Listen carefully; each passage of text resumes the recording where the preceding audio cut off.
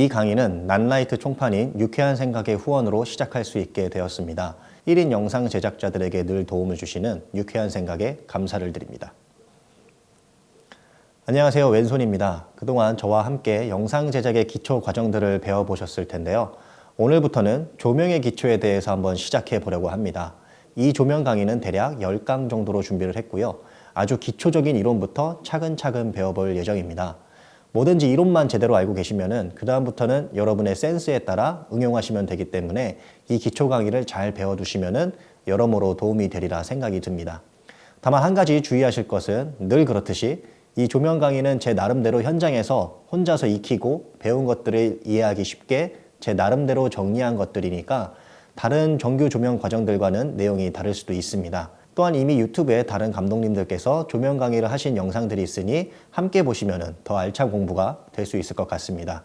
첫 시간은 조명의 근본인 빛에 대해서 먼저 알아보도록 하겠습니다. 우선 빛이 무엇인지 한번 이야기해 볼까요? 우리가 보는 빛은요, 태양이나 조명과 같은 광원으로부터 나오는 에너지입니다. 실제로 우리가 물체를 볼 수 있는 것도 바로 이 빛이 물체에 부딪혀 반사된 것을 우리 눈이 인식을 하기 때문에 볼 수 있는 겁니다. 빛은 파장의 길이에 따라서 여러 종류로 나뉘거든요. 가장 파장이 짧은 감마선부터 X선, 자외선, 가시광선, 적외선, 그리고 파장이 긴 전파까지 다양합니다. 이 중에서 우리 눈으로 볼 수 있는 빛이 바로 가시광선입니다. 이 가시광선의 파장의 길이에 따라 다른 색으로 보이게 되는데요. 380에서 450 나노미터 사이는 보라색, 450에서 495 나노미터는 파란색으로 보입니다. 그리고 495에서 570 나노미터는 초록색, 570에서 590 나노미터는 노란색, 590에서 620 나노미터는 주황색, 마지막으로 620에서 780 나노미터는 빨간색으로 보이게 됩니다. 이런 자세한 파장 얘기를 뭐하러 하냐고요? 이러한 가시광선의 파장의 분포는요, 조명의 품질과 아주 밀접한 관련이 있습니다. 우리가 흔히 조명의 품질을 얘기할 때 말하는 CRI, 즉 연색 지수가 바로 이것과 관련이 있습니다. CRI는 빛이 얼마나 자연스럽게 물체의 색을 보여주는지를 나타내는 지표입니다. 태양광을 기준으로 100이라고 했을 때 고품질 LED는 95 이상의 CRI를 가지고 있고요. 일반적인 형광등은 70에서 80 정도의 CRI를 가집니다. 여기서 주목해야 할 점이 있습니다. CRI가 낮다는 것은 태양광에 비해 특정 파장이 부족하다는 의미입니다. 즉, 가시광선의 특정 색상을 제대로 표현할 수 없다는 뜻이 됩니다. 예를 들어 보겠습니다. 어떤 조명이 초록색 파장대가 부족하다고 해보겠습니다. 그러면은 아무리 비싼 카메라로 촬영을 하더라도요, 초록색 물체에 그 조명을 비추면은 실제 색감을 제대로 표현할 수 없게 됩니다. 그래서 영상 촬영에서 조명을 선택할 때 이 CRI 값이 매우 중요한 고려사항이 되는 것입니다. 색상의 표현 말고도 빛이 중요한 이유는 아주 많습니다. 빛은 단순히 피사체를 보여주는 것 그 이상의 역할을 하고 있습니다. 영상에서 전체적인 분위기를 만들어내고요. 피사체의 입체감을 표현하며 공간감을 만들어내기도 합니다. 또한 감정과 메시지를 전달하고요. 보는 사람의 시선을 특정한 곳으로 유도하는 역할도 합니다. 빛 중에서 가장 좋은 빛은 뭐니 해도 태양으로부터 나오는 태양광이죠. 하지만 실제 촬영 현장에서 이 태양광만으로는 한계가 있습니다. 시간대나 날씨에 따라 빛이 달라지기도 하고요. 실내 촬영에서는 광량이 부족할 수도 있습니다. 또 원하는 분위기를 연출하는 데도 제약이 있고요. 일관된 품질을 유지하기도 어렵습니다. 그래서 우리는 자연광을 인공적으로 만들어낼 필요가 있습니다. 그게 지금 여러분이 이 강의를 들으시는 이유겠죠. 자연광과 같은 효과를 내기 위해서는 빛의 기본적인 특성들을 먼저 정확하게 이해하고 있어야 합니다. 자, 이제 이러한 빛의 특성들에 대해서 자세히 알아보도록 하겠습니다. 빛의 4가지 중요한 특성인 직진성, 반사, 산란, 굴절에 대해서 한번 자세히 알아보도록 하겠습니다. 먼저 직진성입니다. 빛은 진공 상태나 균일한 매질에서 직진합니다. 이건 매우 단순해 보이지만 조명 설계에서 가장 기본이 되는 특성입니다. 예를 들어서 키라이트를 설치를 할 때 피사체까지 빛이 도달하는 경로를 정확히 예측할 수 있는 것이 바로 이 직진성 때문입니다. 또한 그림자가 생기는 것도 빛이 직진하기 때문입니다.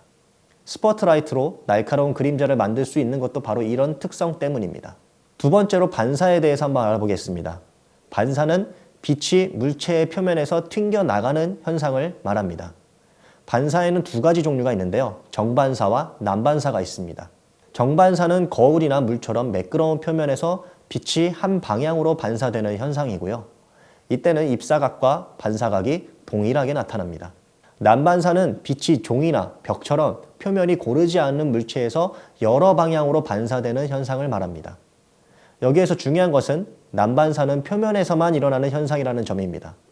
빛이 물질 내부로 침투하지 않고 표면에서 고르게 반사되어 나가는 겁니다. 우리가 일반적으로 물체들을 볼 수 있는 것이 바로 이 난반사 덕분입니다.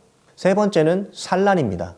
산란은 난반사와 혼동하기 쉽지만 완전히 다른 현상입니다.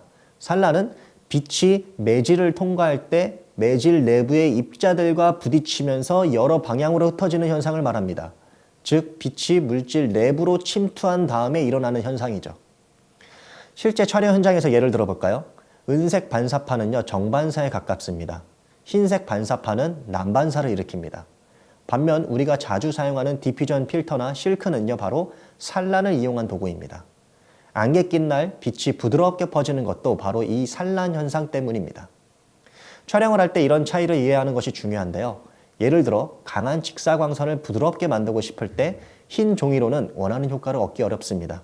흰 종이는 난반사만 일으키기 때문이죠. 대신 디퓨저를 사용하면 빛이 내부로 침투해서 부서지기 시작합니다. 그리고 산란되면서 부드러운 빛을 만들어낼 수 있게 되는 겁니다. 마지막으로는 굴절입니다. 굴절은 빛이 서로 다른 매질을 통과할 때 진행 방향이 바뀌는 현상을 말합니다. 물속에 있는 물체가 실제 위치와 다르게 보이는 것이 바로 이 굴절 현상 때문이죠. 우리가 사용하는 카메라 렌즈도 이 굴절 현상을 이용한 것입니다.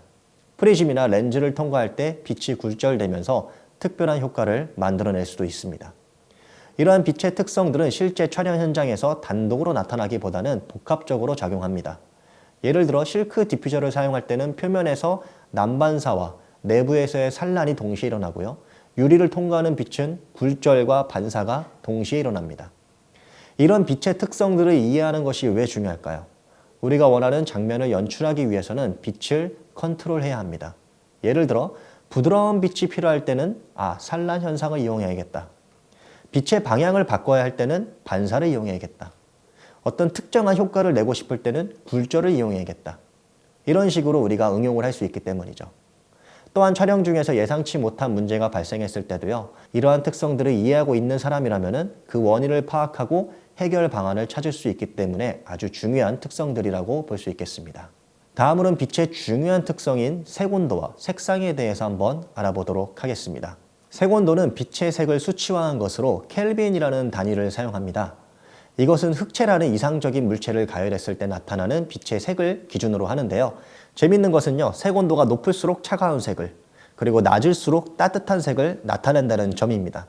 일상에서 마주하는 빛들의 색온도를 한번 살펴볼까요? 촛불은 1500에서 2000 켈빈 정도의 아주 따뜻한 주황빛을 나타냅니다. 일반 백열등은 3000 켈빈 근처로 따뜻한 느낌의 황색광이죠. 일출이나 일몰 등의 태양도요, 이와 비슷한 색온도를 가집니다. 형광등은 4000 켈빈 정도로 중성적인 느낌이 들고요. 정오의 태양은 5500, 5600 켈빈 정도로 맑은 백색광입니다. 흐린 날의 하늘은 6500 켈빈, 맑은 하늘의 그늘에서는 9000 켈빈까지 올라가는 차가운 청색을 보입니다.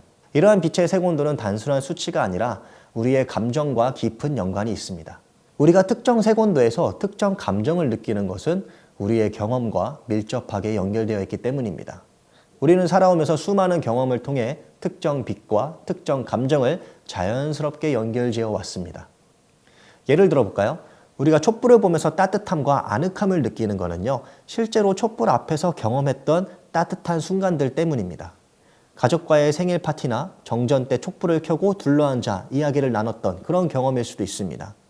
반대로 새벽녘의 차가운 빛을 보면서 서늘함을 느끼는 것도 실제로 새벽에 느꼈던 한기와 연결되어 있는 거죠. 이런 특성은 영화나 드라마에서 적극적으로 활용됩니다. 가족 드라마의 저녁 식사 장면에서는 따뜻한 색온도로 편안함과 친밀감을 표현하고요. 범죄 드라마의 취조실 장면에서는 차가운 색온도로 긴장감을 고조시키죠. 자, 여기서 재밌는 퀴즈 하나 내보도록 해보겠습니다. 여러분, 달빛의 실제 색온도는 과연 몇 켈빈일까요? 많은 사람들이 달빛을 파란색으로 떠올리는데 실제 달빛의 색온도는 4100에서 4200 켈빈 정도입니다. 의외로 중성적인 백색광에 가깝죠. 그런데 왜 영화나 드라마에서는 달빛을 항상 파란빛으로 표현을 할까요? 그거는요, 우리의 심리적 경험과 관련이 있습니다.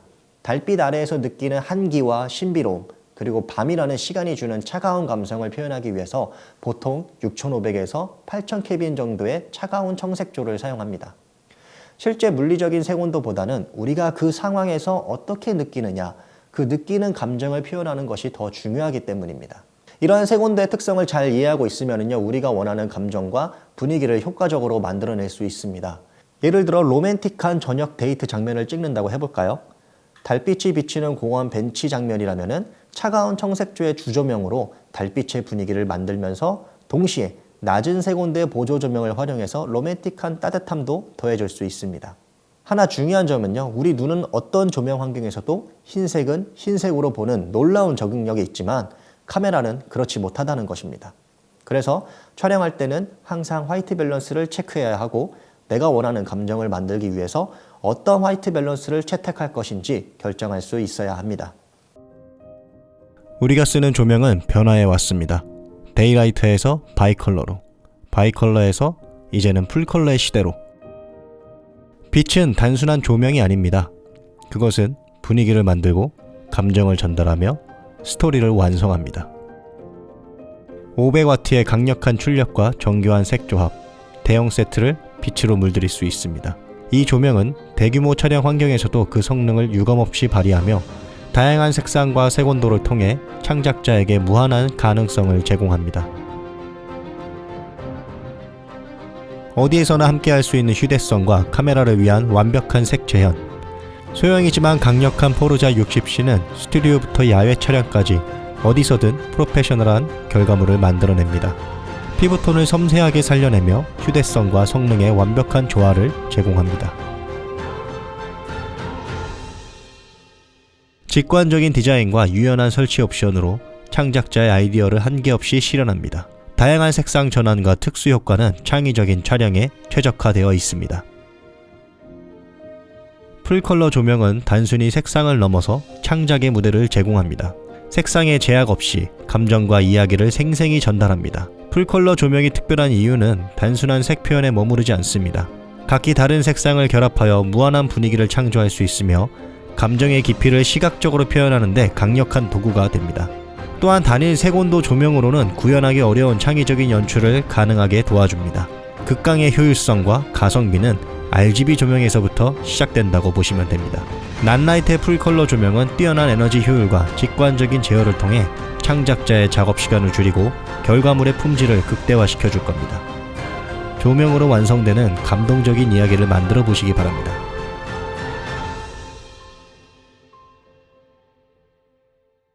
빛의 각도와 그림자가 만들어내는 분위기에 대해서 한번 알아보도록 하겠습니다.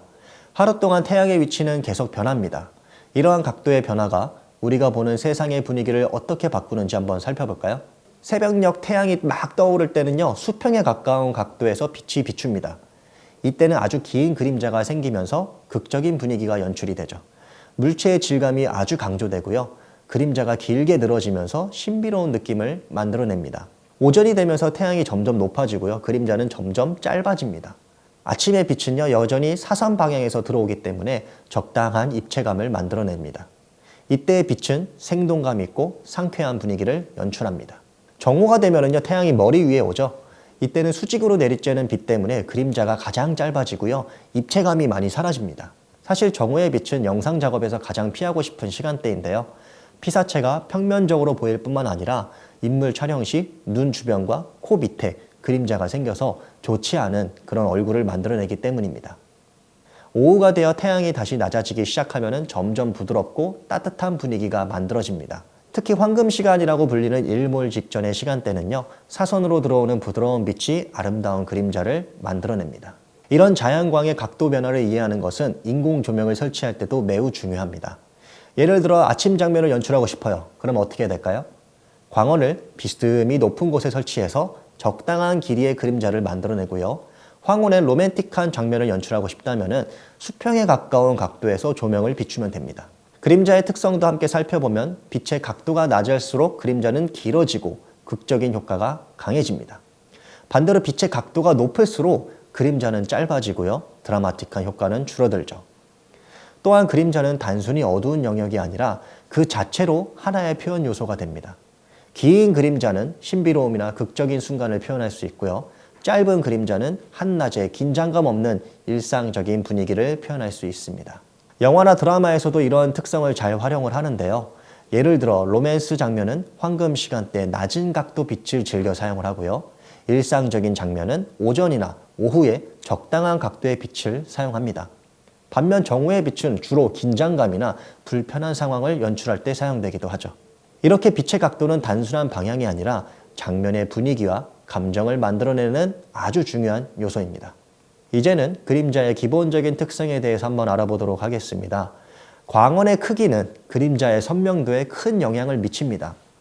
광원이 클수록요, 그림자는 부드러워지고 광원이 작을수록 그림자는 선명해집니다. 예를 들어 맑은 날의 태양은요, 매우 작은 점 광원이기 때문에 선명한 그림자를 만들지만요, 흐린 날의 하늘은 어떻습니까? 구름 전체가 거대한 명광원이 되어서 부드러운 그림자를 만듭니다. 또한 광원과 피사체의 거리도 굉장히 중요한 요소입니다. 같은 크기의 광원이라고 해도 피사체와 가까워질수록 그림자는 부드러워지고 피사체와 멀어질수록 선명해집니다. 이는 가까운 광원일수록 피사체를 여러 각도에서 비추기 때문에 그렇습니다. 그림자의 농도 역시 주변 환경에 영향을 받습니다. 주변에 반사면이 많을수록 그림자는 옅어지고요. 반사면이 적을수록 그림자는 진해집니다. 야외 촬영과 실내 촬영의 그림자가 다른 이유도 바로 이 때문입니다. 여기서 한 가지 질문을 드리고 싶습니다. 그럼 그림자가 무조건 옅을수록 부드러울수록 좋은 걸까요? 항상 부드럽게 촬영하면 좋은 걸까요? 영상 제작에서 중요한 것은 우리가 원하는 분위기 그리고 연출하고자 하는 시간대에 맞춰 빛을 컨트롤할 줄 아는 것입니다. 때로는 선명하고 극적인 그림자가 필요할 수도 있고요. 때로는 부드럽고 은은한 그림자가 필요할 수도 있습니다. 결국 그림자는 우리가 가진 하나의 표현 도구일 뿐입니다. 좀 이해가 되십니까? 이제 빛에 대한 기본적인 이해를 마쳤으니까 다음 강의부터는 인공광에 대해서 한번 배워보도록 하겠습니다. 감사합니다.